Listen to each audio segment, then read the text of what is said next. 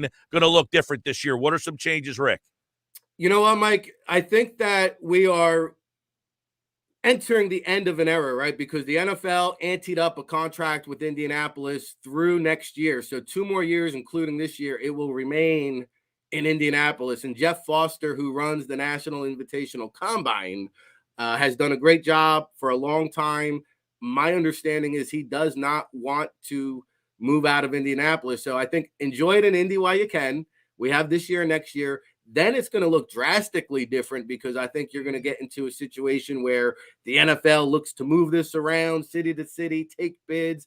And so that is some change coming up in the future. As far as this week in Indianapolis, I think what we've seen in recent years is the combine, they dabbled, they experimented with the quarterbacks in prime time. And then last year they said, hey, we're going to do all the positions in prime time. So the NFL scouting combine has come a long ways from the underwear Olympics when they first aired to now a primetime event. And one last thing that's interesting, we may not see this at the forefront this year, Mike, but it's going on, it's happening. And by next year, this will be a standard, is my understanding, is the measurements, right? We saw the Senior Bowl, the East-West Shrine Bowl. They've done away with scout participation in measurements. Scouts are no longer able to attend and view that. The NFL Scouting Combine has taken a step further. It's almost like checking in through the airport with body scans. They're going to be using body scanners to record player measurements, the height, the weight, the arm, the wingspan. So that's going to alleviate the process. What might be 5 minutes per player is now going to take 3 seconds per player. And that will become standard starting next year. So a lot of technology being kind of injected into the NFL Scouting Combine. All right, Rick, let's get into some buzz. I mean, it all starts today. So let's get into what the people, they want to hear the news from Rick Saratella. He's the authority on this all access football. Let's get some access here. So Combine buzz, top story, quarterbacks, always top of the list. What do we got? Well, I think it's going to be another crazy offseason of the QB carousel. And I think the last couple of off seasons, we kept saying to ourselves, man, we've never seen so many quote unquote franchise quarterbacks available. Usually teams do not allow those quarterbacks to test the market or hit the streets. But nowadays, hey, beauty's in the eye of the beholder. I mean, Lamar Jackson could be joining that list shortly. We shall see. But I think going into Indianapolis, I believe he will, by the way. I've been saying this for a while, Rick. Going back to when he got hurt, I don't think we're ever going to see Lamar Jackson in a Baltimore uniform again. That's just me. You know what? I think, where there's smoke, sometimes there's fire. And that's what you love about the unofficial tampering process, which is the week of Indianapolis, because we'll get out of Indianapolis. We'll go right into the free agent frenzy, and everybody's going to want to know. You're going down there, man. I want to see some paper napkins. I want to see everybody scribbling out trades on a paper napkin and you holding them up to hey, look what I got. I got some rumors, baby. Yeah, no, we keep it old school, Mike, because you never know who might be peeping around the corner, who might be standing over the shoulder. And so we'll have our combine confidential, and we'll try to find out. Because I don't know what you've heard, but the whispers I'm hearing is that Green Bay is just about fed up and over with the whole Aaron Rodgers experience. I feel, Rick, we got conflicting there. So how much does Aaron Rodgers infiltrate to combine week? Because you said the GMs are going to be there. People are going to be talking, but he's not a draft prospect. But how much does he affect this combine? Oh, without a doubt, because you got to understand, Mike, you've got the center of the NFL universe all congregating in Indianapolis. A lot of meetings going on behind closed doors. Now, from a public eye, starting today, the general managers and I believe head coaches will be available to the media. So Monday and Tuesday is very front office heavy. And these guys will be meeting. They're all at the JW Marriott. There's a lot of back rooms, a lot of back doors, a lot of nooks and crannies where some side deals and conversations can be had. So I think that Aaron Rodgers may dominate Combine Week because once he figures out his next destination, the QB dominoes, so to speak, will then continue to fall with Carr and Jimmy G and so on and so forth. Are you at the big Marriott? Are you going Airbnb, Vrbo? What do you do? Brother, we're Courtyard Marriott. We're not Big Willie status. A-Rod effect obviously is big. This seems to be an every year occurrence.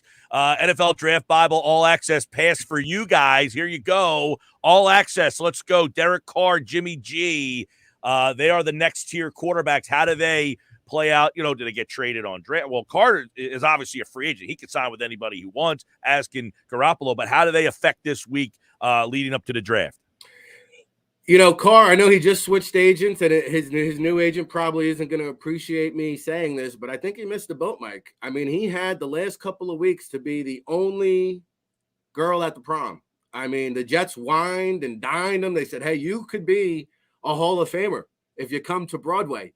I mean, I don't know what else this young man is looking for, but I tell you this, as soon as Aaron Rodgers or Lamar Jackson is out there, guess what? The Jets might have other plans and other thoughts. I thought Carr blew an opportunity to get himself his choice of where to go. And he could have dictated the QB market. Instead, now you're going to get into a situation where I think Aaron Rodgers might dictate the market. Maybe it's Lamar Jackson. And suddenly Carr becomes the third or fourth best looking girl at the prom. And so I thought Carr missed the opportunity. You're hearing Jimmy G wants $20 to $25 million for a guy that's really not durable. At first thought, you might say, that's a lot of money. But when you got guys like Daniel Jones commanding $45 million, Jimmy G at $25 million sounds like a bargain to me. Our countdown is on. Hang with us for the next 19 minutes or so. We're going to get it all in a half hour. Everything you need. The biggest question entering Indianapolis, it's always the quarterbacks. We just talked about some established guys. Who are the newbies? Who are we watching? 1, 2, 3 quarterbacks. Bryce Young. Let's hear it, Rick. I think that's also going to be the talk of the combine, is just, again, quarterback dictated draft. We're back into 4 quarterbacks now being in that first round conversation. And so to me, we saw it last year, the hand size with Kenny Pickett. He opted not to have his hands measured at the combine last year. He said he was doing some thumb exercises and teams could wait till the pro day. Well, I think Bryce Young, that is going to be the big question. What is his height? What is his weight? You see some nonsense floating around on Twitter that this guy played close to 160 pounds. He's listed on the school site, I think, at 185, Mike.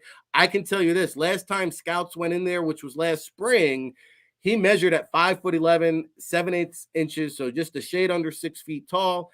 And to our reports, he was 197 pounds. I'm hearing that he's going to tip the scales at right around 200 pounds, which would be about 20 pounds lighter than a Kyler Murray. So when you talk about these smaller quarterbacks and these exceptions to the rule, I think Bryce Young is the exception to the rule. How possible, Rick, in your mind, are we looking at a 1, 2, 3 quarterback draft? We get trades, obviously, that can make this thing. Bryce Young, C.J. Stroud, Will Levis, even Anthony Richardson's name has been mentioned as a possibility. But how possible is that we see 3 quarterbacks go right off the board or even in the top 5? No, I do think there will be some moving and shaking. I think Chicago will look to trade down. I think Houston at number 2 is a contender to even trade up a spot. The Colts at number 4 will be looking to deal up. And so you could see a scenario, again, this week, AR-44, Anthony Richardson is built for the combine. If you want to talk about a quarterback creating a buzz for himself, there are some mock drafts out there from mainstream media that has AR-44 as the number 1 overall pick. Some people have Bryce Young as the number 1 overall pick. Others have C.J. Stroud. Believe it or not, there's a belief that Will Levis could be the number 1 overall pick. So here we are 2 months away from the NFL draft, and Indianapolis might help dictate who's going to be that 1, 2, and 3 scenario that we might see. All right, I want to throw a challenge flag in here because what's up with Chicago Fields? I mean, do they think it's the smart move to move him, restart the contract clock? I mean, what's the thought if you're Chicago? Because you just said there's 3 or 4 quarterbacks to choose from. Look, if I'm Chicago, I got to get off the wheel, man. At some point, I got to start running forward. I got to get off this wheel. But I understand getting the contract to control longer years. But at what point do you want to win? And what year do you want to keep playing? Let's make a deal. What's behind door number 3, man? That game has to be over. Game show. They only have a life expectancy of so long.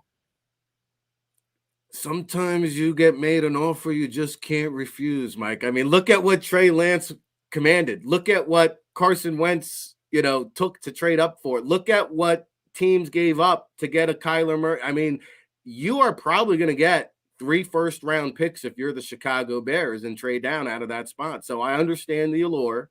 Now, remember, Ryan Poles inherited Justin Fields. That wasn't his guy.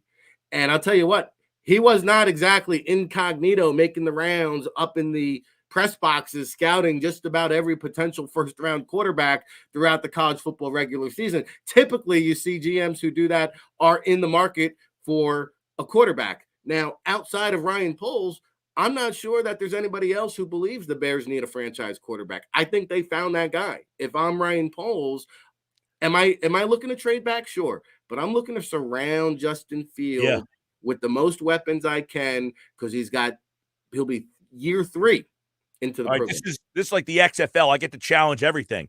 Did you have Fields ranked higher than Bryce Young, Will Levis? When you were doing your research for that draft, did you have Fields as a better prospect than these 3 guys? Justin Fields would have been a number 1 quarterback in this year's draft, absolutely, without a doubt. And I think that's because he's got better size, he's got better elusiveness. I believe that Justin Fields, despite some of the rumors out there that he can't throw the ball downfield, I think he can make all the throws, but he's just got to be harnessed and reeled in a little bit. To me, Bryce Young is a guy you've got to wonder about those durability concerns, because even a Justin Fields, even a Jalen Hurts, even a Kyler Murray, who are built, right, even more thick than Bryce Young, they can't stay healthy through a 17-plus game season. So I think there's a legitimate concern with Bryce Young. I know what I got in Justin Fields. I've eliminated the guesswork. All these other quarterbacks, I mean, they're guesses as far as we're concerned. All right, packing it in. That's the quarterbacks. We'll be back on Wednesday, 10 o'clock.